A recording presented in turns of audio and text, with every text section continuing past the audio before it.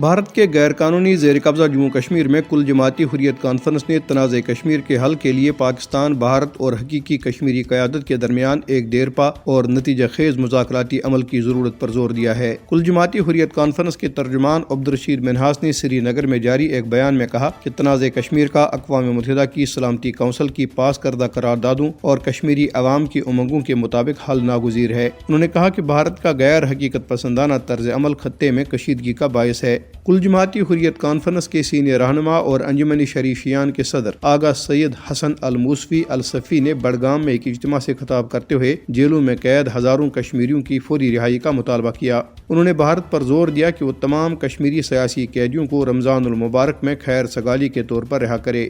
Geneva میں کشمیری وفد نے جموں کشمیر پر بھارت کے غیر قانونی قبضے اور بھارتی فورسز کی طرف سے علاقے میں جاری انسانی حقوق کی خلاف ورزیوں کے خلاف اقوام متحدہ کے دفتر کے باہر احتجاجی مظاہرہ کیا۔ مقررین نے کشمیری نظر بندوں کی حالت زار پر روشنی ڈالتے ہوئے کہا کہ بھارتی حکومت نے ہزاروں کشمیریوں کو اپنے گھروں سے ہزاروں میل دور بھارتی جیلوں میں قید کر رکھا ہے، جن میں کئی خواتین بھی شامل ہیں۔ انہوں نے کہا کہ بھارت بلا جواز گرفتاریوں اور UAPA اور پبلک سیفٹی ایکٹ جیسے کالے قوانین کو جبر کے ایک ہتھیار کے طور پر استعمال کر رہا ہے۔ مقررین نے اقوام متحدہ کی انسانی حقوق کونسل پر زور دیا کہ وہ کشمیری سیاسی نظر بندوں کی حالت زار کا نوٹس لے کر ان کی رہائی کے لیے بھارت پر دباؤ ڈالے۔ مقبوضہ کشمیر میں پیپلز ڈیموکریٹک پارٹی کی سربراہ محبوبہ مفتی نے کہا ہے کہ ہندوتوا تنظیموں نے اقتدار میں رہنے والوں کی مکمل حمایت اور تائید سے ہولی کے تہوار کو اقلیتوں بالخصوص مسلمانوں کے لیے خوف کا باعث بنا دیا ہے۔ محبوبہ مفتی نے ایکس پر ایک پوسٹ میں کہا ہے کہ یہ بھارت کے جاگنے کا وقت ہے، ہندوؤں اور مسلمانوں کو ایک دوسرے کے خلاف کھڑا کرنے کے خطرناک نتائج ہو سکتے ہیں۔